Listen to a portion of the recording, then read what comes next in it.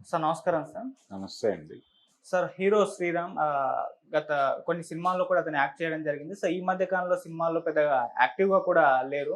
అయితే అతను డ్రగ్స్ కేసులో అరెస్ట్ అవ్వడం జరిగింది. అంటే డ్రగ్స్ విక్రయిస్తున్నాడని చెప్పేసి అతన్ని అరెస్ట్ చేశారు. అండ్ రిమాండ్ కూడా విధించడం జరిగింది. అసలు ఏం జరిగింది? దీనికి గల కారణాలేంటి? మీరేం చెప్తారు సార్? కారణాలేం గాదండి. చాలా క్లియర్‌గా ఇదొక పాజిటివ్‌గా కనిపించింది నాకు ఆ వార్త. హ్మ్. అంటే జనరల్‌గా డ్రగ్స్ అనేవి నైజీరియన్స్ సరఫరా చేస్తారు, సినిమా వాళ్ళు కన్జ్యూమ్ చేస్తారు అన్నట్టుగా ఒక నెరేటివ్‌ని బిల్డ్ చేసి ప్రపంచం మీదకి వదిలారు. అయితే కొంచెం భిన్నంగా జరిగిన వ్యవహారం ఏంటంటే, ఈ కేసుకు సంబంధించి మెడ్రాస్‌లో, చెన్నైలో అరెస్ట్ అయ్యాడు ఇతను. Cinema hero 'Sriram'. ఇతను గతంలో తెలుగు సినిమాల్లో హీరోగా నటించాడు. అలాగే కొన్ని క్యారెక్టర్ రోల్స్‌లో కూడా కనిపించాడు అతను.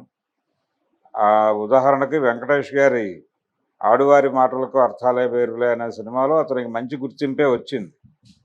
అలా అతనితో రకరకాల పాత్రలు చేయించారు. ప్రధానంగా హీరోగా అంటే కూడా క్యారెక్టర్ రోల్స్‌లోనే అతను ఆడియన్స్‌కి గుర్తున్నాడు.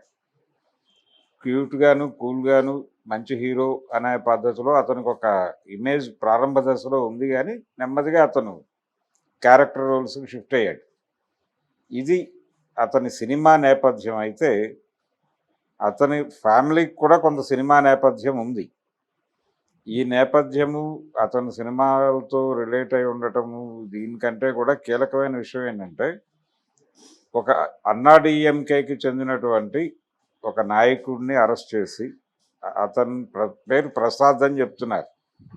ఈ ప్రసాద్ అనేటువంటి అన్నా డీఎంకేకి చెందినటువంటి ఒక రాజకీయ నాయకుడిని అరెస్ట్ చేసి అతనిని విచారిస్తున్నటువంటి సందర్భంలో ఈ పేరు బయటకు వచ్చింది. అప్పుడు ఇతని దగ్గర వెరిఫై చేస్తే ఇతని దగ్గర కొకైన్ దొరికింది.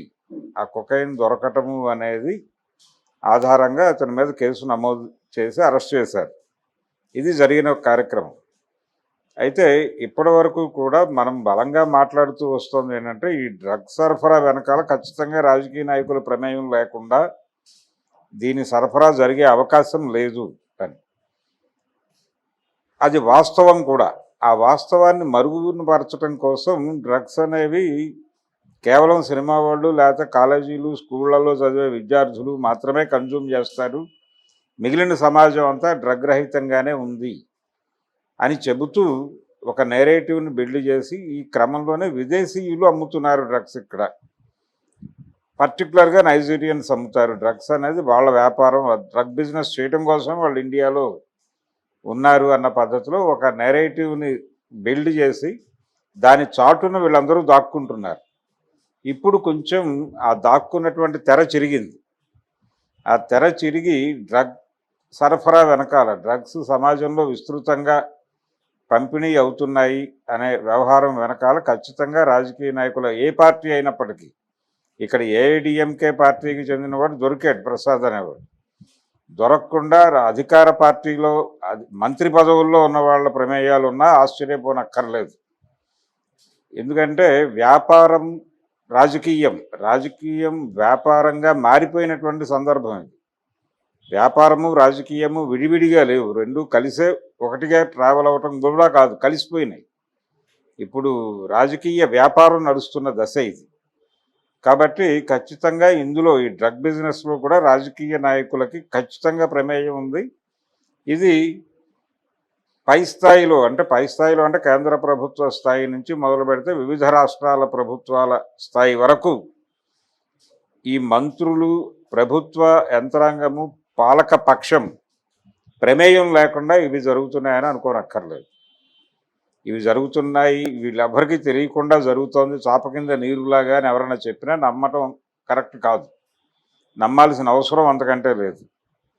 చాలా ప్రాంతాల్లో కంటైనర్ల కొద్దీ డ్రగ్స్ దొరికాయని చెప్తారు. ఆ కంటైనర్లు తర్వాత ఏమైపోయినాయో ప్రపంచానికి చెప్పరు.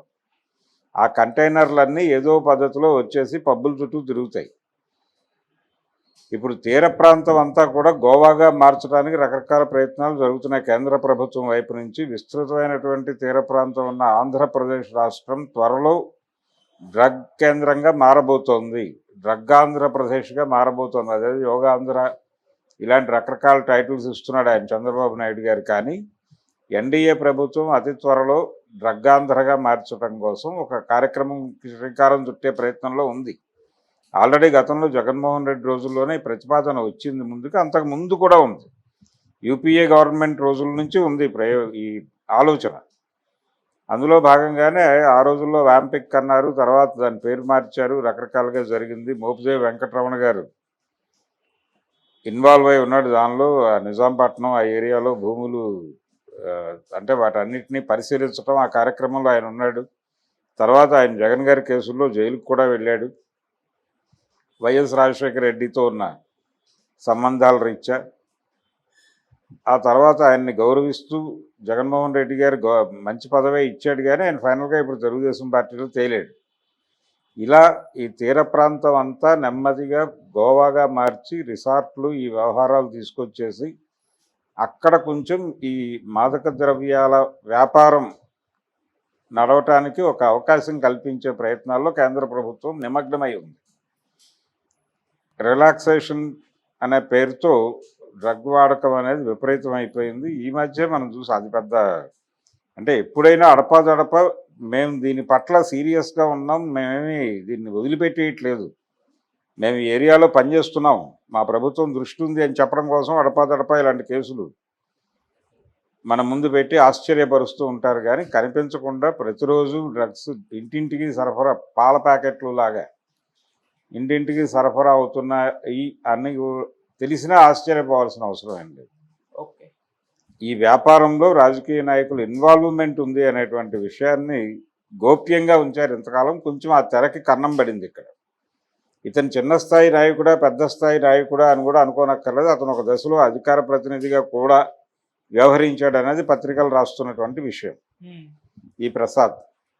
కాబట్టి రాజకీయ నాయకులకి డ్రగ్ సరఫరాలో ప్రమేయం ఉంది అనే విషయాన్ని తెలియజేసిన సంఘటనగా దీనికి ఒక చారిత్రక ప్రాముఖ్యత ఉంది. వార్తకి శ్రీరామ్ అరెస్ట్కి ఇప్పుడు అతను నార్కోటిక్ సెక్షన్స్ కింద కేసులు నమోదవుతాయి.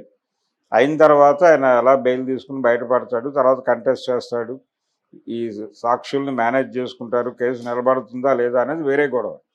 అది లీగల్ ప్రొసీడింగ్స్ మీద ఆధారపడి ఉండేటువంటి వ్యవహారం. ఆయన బయటపడిపోవచ్చు కూడా, లేదు శిక్ష అనుభవించవచ్చు. ఏదేమైనా అతను ఆ ఏరియాలో బిజినెస్లో ఉన్నాడనే విషయం అయితే ఎస్టాబ్లిష్ అయింది. ఓకే. కొంతమంది కుటీర పరిశ్రమగా తమకున్నటువంటి రిలేషన్స్లో నుంచి వాడుతూ అలా కూడా ఈ బిజినెస్ చేస్తున్నారు. ఇప్పుడు పచ్చళ్ళు సరఫరా ఎలాగైతే ఇంట్లో పచ్చళ్ళు పెట్టి అమ్ముతున్నారు, అలా ఇది కూడా ఒక కుటీర పరిశ్రమగా మారిపోయి చాలామంది ఆ ఏరియాలో ఆదాయ మార్గం ఎంచుకుని బతికేస్తున్నారు. అలా ఇతను కూడా ఆ ఏరియాలో ఎంటర్ అయి ఉండొచ్చు.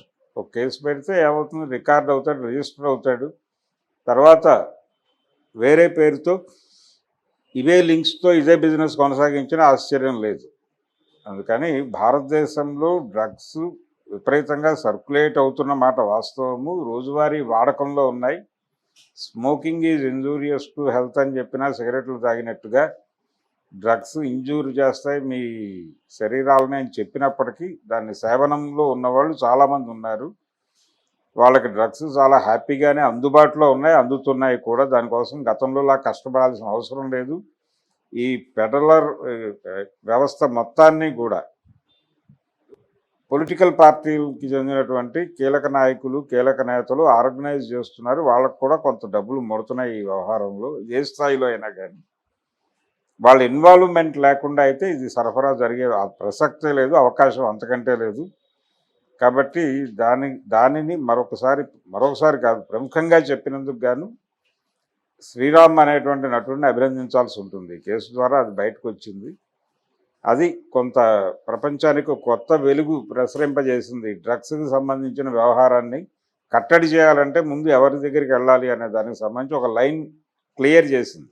ఓకే. ఆ క్లారిఫికేషన్ మీద మరి ప్రపంచం ఎలా ముందుకెళ్తుందో చూద్దాం. Okay sir, thank you so much. Thank you.